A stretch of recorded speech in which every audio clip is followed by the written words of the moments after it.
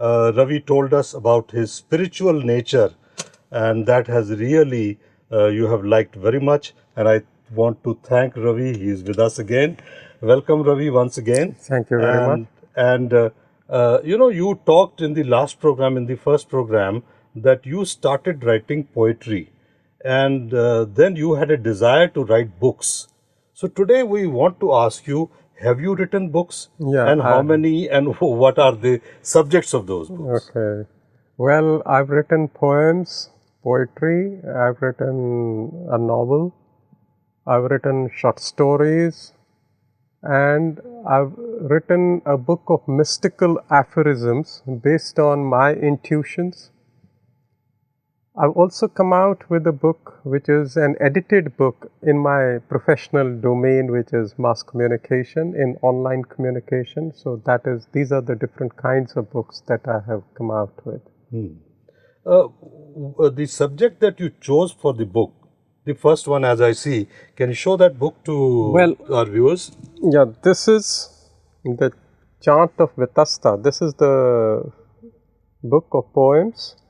This came out as a second book. It was published by the Poetry Society of India. So this is a second book actually, but the poems that were written in this book were written in the earlier phase. Okay. Were written in the phase when I was teaching in Nagaland and also at Ludhiana. So the poems are in this. And I want to ask you, since you were displaced from Kashmir, did that part come into your books? Yes, it did. Okay. It led to two books. Okay. In fact, one book, but in two different avatars. The first book was Orphans of the Storm, and this book again I reworked on this, and it came out in this form. It is a reworked copy of the same book. It is on the outbreak of militancy in Kashmir. It is about a character, but the book is not about militancy. Militancy is just the background, the background, because ultimately you cannot be writing about only violence. Ultimately, life is all about the evolution of the individual. Now the question is, from where, at what stage is the individual, from which stage does an individual begin his evolutionary journey? That is that adventure of consciousness which I was speaking of in the second volume. So the character in this, the central character in this, I've named him Siddharth. And as you can see, the naming is very significant. Siddharth is the name that the Buddha had. Okay. Yeah, and because my journey has also followed, my evolutionary journey, my spiritual journey has also followed in one way or another the life of the Buddha. So I've named him Siddharth, and it is his family which is which I would say is totally shattered because of the outbreak of militancy in Kashmir, and I've shown him at that point of time studying in Sainik school like I was. So that's from where this novel begins, and the novel is a part of a trilogy. The first part of the trilogy is concerned with the outbreak of militancy in Kashmir, how it impacts this character Siddharth, how it impacts the world around him, the community to which he belongs. These are the externals of his life, how they are impacted, and then how does he emerge out of that? Because ultimately, life is not a tragedy, life is a comedy. Quintessentially, life was created out of bliss principle. So, whatever negativity, whatever misery, whatever tragedy there is in life, it is a creation of man because of his dualistic mind, the tendency to differentiate between me and the others. And because of his ego. Because of his ego. That is what Guru Granth Sahib says. Exactly. If you can overcome your ego, then you are the person who will be always Exactly, rising. exactly. Ego is a construction of the limited self. Yes. So the moment you dissolve your limited self-consciousness in the vast ocean, the limitless ocean of that divine consciousness, then you are one with God. Yes, homenu dur karna. Homenu, exactly. Right. So that is about, so there are three books. It's one of the first of the three. In the second book, I am showing the international scene, how this character is involved in that. Okay. And in the third, the birth of the Buddha. All right. So this is going to be basically a spiritual journey. And then I've also, in this book of poems also, some are normal poems, some are mystic poems. Some are mystic poems which are also autobiographical, and some of the poems are such in which I have given a poetic form to a mystic experience which I had after I had written the poem. Okay. I was sitting in my room in Punjab Agriculture University and I wrote that poem. It's titled Redemption. And 1 year later, I had the same experience. So that is how there is no linearity in life. Linearity is a construct of the human mind. So there are many, and there is also a poem on my autobiography, what is my mission, what is my destiny. Would you like to read some paragraph, some part of the poetry? That's what I was also thinking that would be appropriate on the occasion. Yes.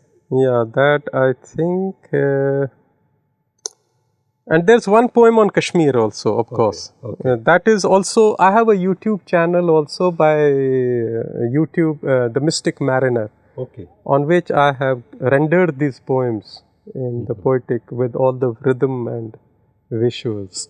So this poem is over there. I'll give you one poem.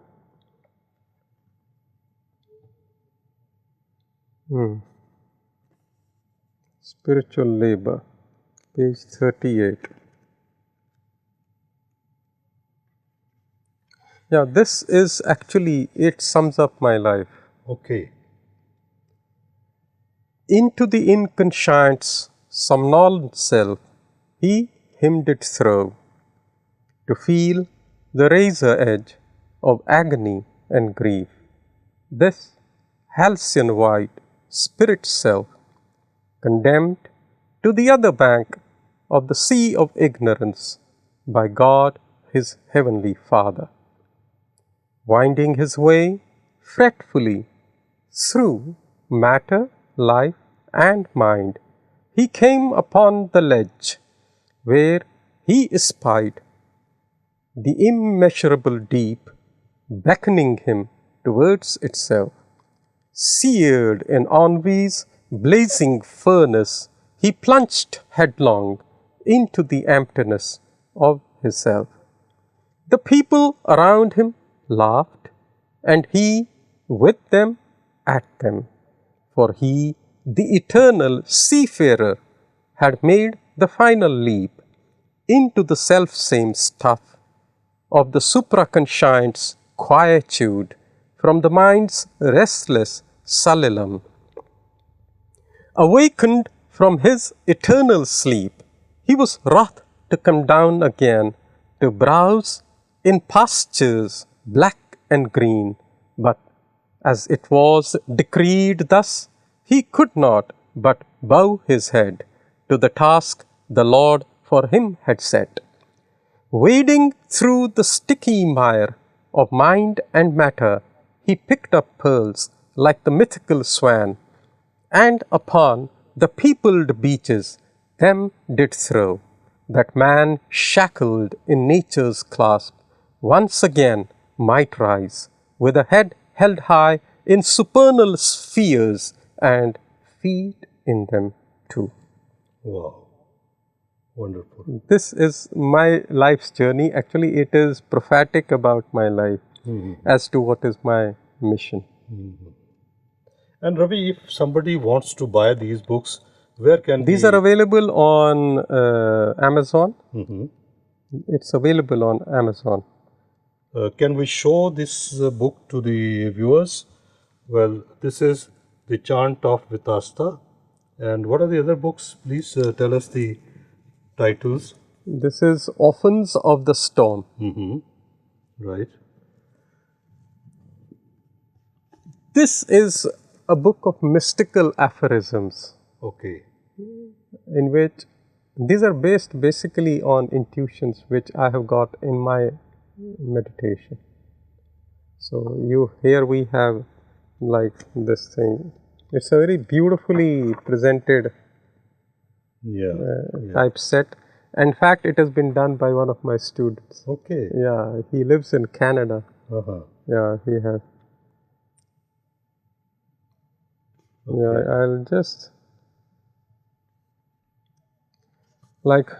I'll just read one quotation. Spirituality enjoins upon its adherents the pursuit of expansion of human consciousness, which to the uninitiated may seem to be a negation of consciousness, as any movement from the micro to the macro level entails the debunking of micro narratives. Stay blessed in a full and complete consciousness. Wow. Wonderful. Ravi, thank you very much. This is And the last this book. is the last book. Okay. This is the media in the swirl. Swirl. This is on online communication, on media as such, how media is seen is changing world over. Okay. And it has contributions by some of the leading communication experts world over from all across the globe. There are authors in it, and one essay is by me also, one article, research paper is by me as well. So that's it. Yeah.